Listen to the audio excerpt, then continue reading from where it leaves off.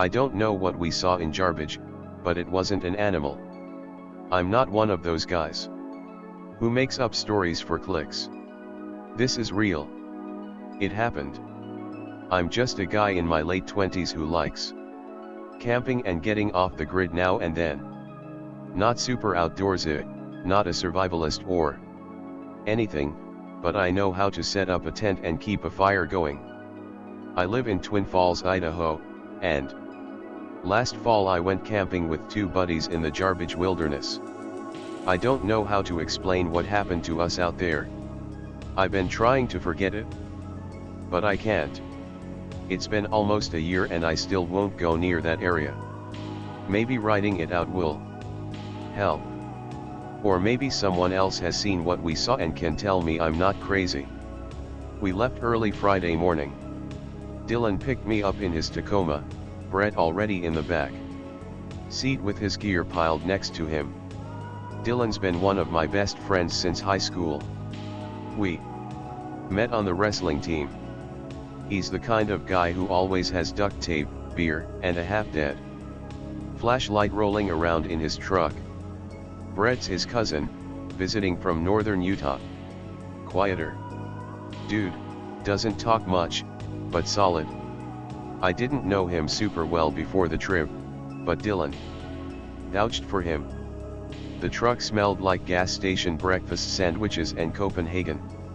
We were pumped, laughing, talking shit, arguing about music like we were in high school again. The road started off normal enough, but the closer we got to Jarbidge, the more it felt like we were heading somewhere we weren't supposed to be. Asphalt turned to gravel, then gravel turned to hard-packed dirt, then that turned into what barely passed for a road. Just a winding scar through the hills, lined with dead trees and brush. We didn't pass another car after we got through the tiny town of Jarbidge. Not one. Just us. The kind of quiet you don't notice until you realize it hasn't changed for hours. It was around 2 in the afternoon when we found our spot. A little clearing down off a barely there 2-track, tucked between a pine ridge and a dry creek bed. No signs, no fire rings, no boot prints. Just space. Untouched. We got to work. Brett and I set up the tents while Dylan dragged logs into a circle for a fire pit. We chopped some deadfall, cleared brush, unpacked the food and gear. Brett had brought this dented old blue enamel coffee pot that looked like it had survived 2 wars, and he insisted we use it. It made coffee so thick it was basically motor oil. We drank it anyway. Once camp was up, we sat around shooting the shit. The sun dropped fast behind the ridge. The trees were tall and packed tight. Shadows came early. That night we made hot dogs on sticks and passed around a bottle of Fireball like we were kids again. It got colder, fast. Probably in the low 30s by 10 p.m. We all added extra layers.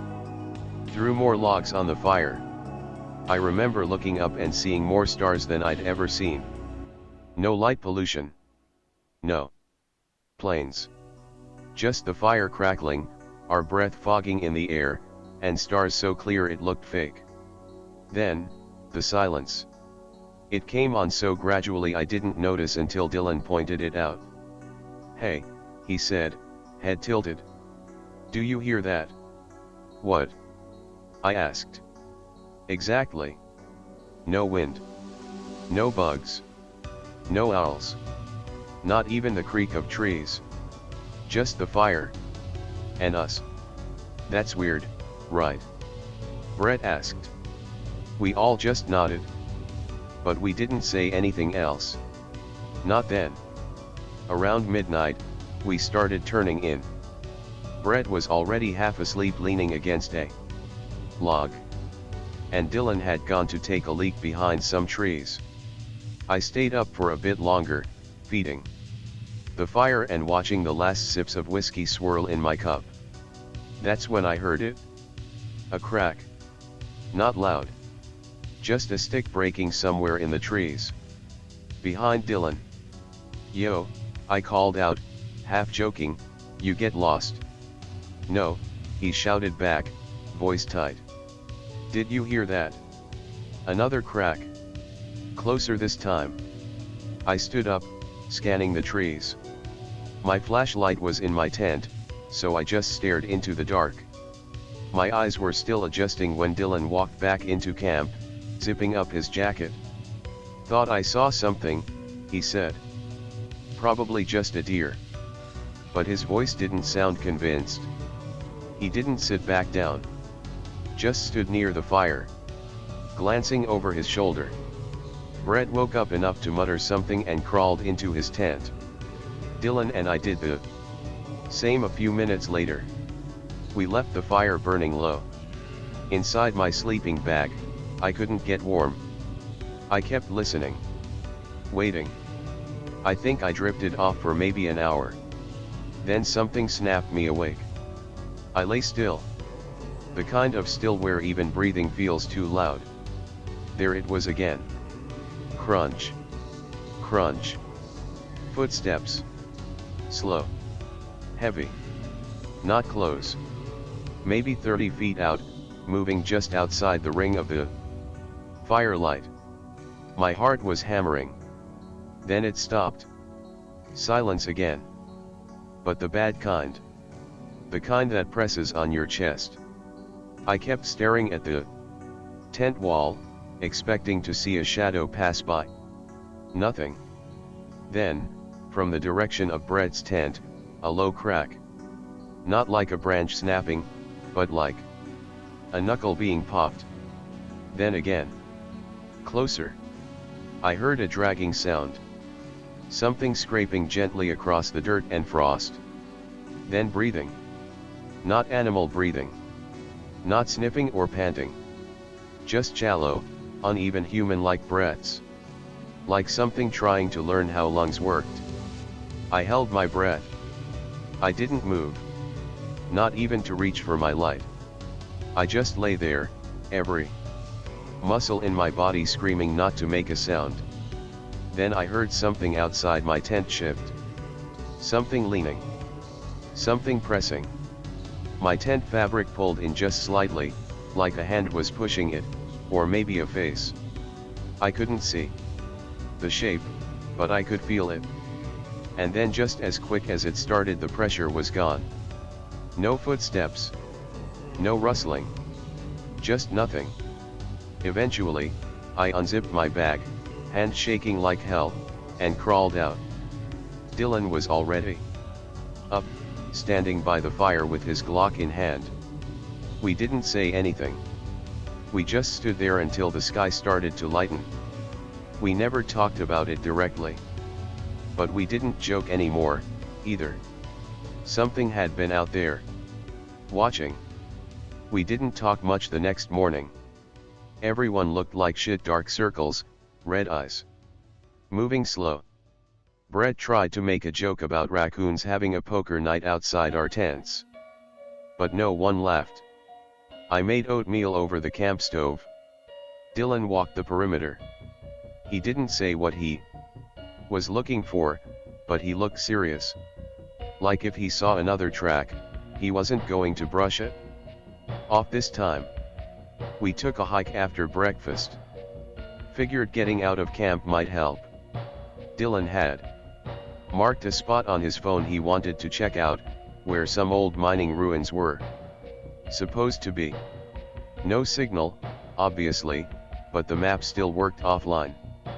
We hiked for about 45 minutes through thick pine and scrub until we hit the slope. That gave way to an overlook. You could see down into the valley from there. It was quiet again. Still that heavy. Too dead kind of quiet. I kept looking back down the trail. The ruins weren't much. Just a few collapsed beams, rusted metal scraps, half a wall still standing with a bunch of names and dates carved into the wood. Some were old, some recent. One of them just said IT watches in big, deep cuts. None of us said anything about that. Not then. Brett wandered off a bit down the slope, said he thought he saw another foundation. I followed him. Dylan stayed by the wall, poking at something buried in the dirt. Brett and I didn't find another building, but we did find something weird. A shallow depression in the ground, kind of like a burrow. There were bones in it. Not big bones, squirrel or bird maybe, but a lot of them. And they were clean. Like bleached. Arranged in small piles. There was something else there too. A piece of fabric. Looked like a shirt collar. Torn, old, dirty, half buried. Don't touch it, I said. Brett just nodded. We got Dylan and left. Walked back to camp fast, not running, but moving like we all agreed it was time to stop fucking around. Back at camp, we gathered more wood and cleaned our rifles. Dylan checked his Glock twice in 10 minutes. Brett kept looking at the tree line. That night, none of us drank. We didn't build the fire as big either. Somehow the flames felt like a spotlight instead of protection. I woke up to breathing. It wasn't close. Not right against the tent like before. But it was steady. Hollow. Almost rhythmic.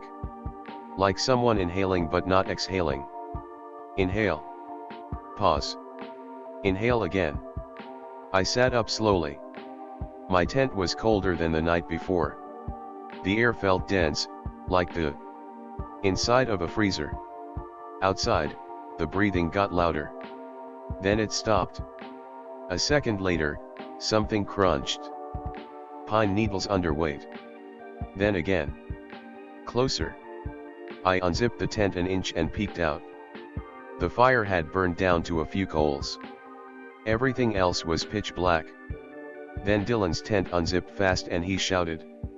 There was scrambling, and I heard a thud. I jumped out with my flashlight and rifle. Brett was already up, sweeping the woods with his own beam. Something touched the zipper, Dylan said, voice low and clipped. It was opening my goddamn tent. That's when we saw it. Just a shape, low to the ground, pale and long, slipping between two trees. I caught it in the beam for a half second. No fur. No clothes.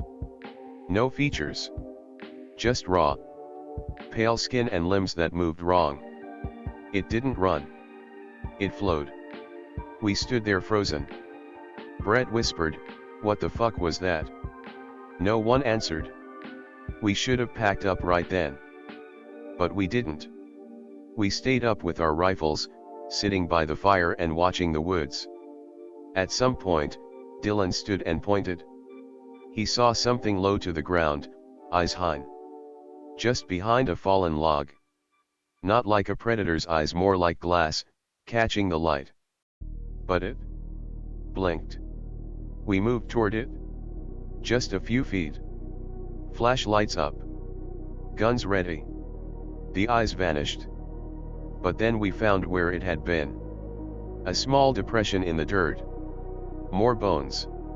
And fresh scratches in the bark of a nearby tree. Deep ones, like claws. But they weren't spaced like animal claws. They were tied together, like fingers. Back at camp, we found the fire disturbed again. One of the logs had been pulled out. And in the middle of the ring, something had been left. Looked like a deer vertebrae. Clean. White.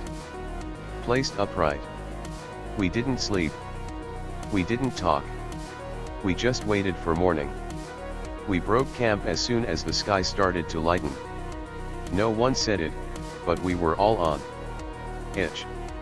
Every snap twig made us flinch. My hands were shaking when I rolled up my sleeping bag. Dylan didn't even eat. Brett packed in complete silence. We didn't waste time. Just shoved everything in the truck bed and got the hell out of there. The trail back to the truck felt longer than I remembered. The whole time, I couldn't stop thinking about what might be behind us. When we got back to the clearing where the Tacoma was parked, we all stopped dead. There was something sitting on the hood. It was a rabbit. Or what used to be one. It had been skinned. Legs broken and spread out. Like it was pinned. Its head twisted all the way around, facing backward. No blood. No bugs. Just posed there like some kind of offering. Or a warning. Brett turned around and almost threw up. Dylan said nothing, just grabbed a stick, pushed it off the hood, and wiped the spot with his sleeve. I checked the locks. The doors were still shut. No sign anyone had been in the cab. But the rabbit hadn't been there when we left. Something had followed us. I couldn't sleep the night we got home. Every time I closed my eyes, I thought I heard it. The breathing. The soft crunch of pine needles. The pop of joints. So I got online. Started looking into Jarbidge. The name, the history, the weird shit. Turns out the name comes from the Shoshone language. Tzavits, or something close to that. It roughly means monster or devil or the thing that lives in the canyon. The tribes believed something haunted the valleys down there. Something old. Dangerous. They avoided the place. Wouldn't hunt there. Wouldn't even speak about it out loud. Now I understand why.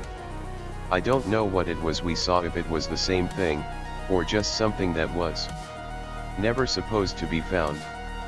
But I know this, we weren't alone. And whatever it wasn't afraid of us. Don't go to Jarbidge. Don't camp there. Don't hike those trails. If you see something out there, if the woods go quiet, just leave.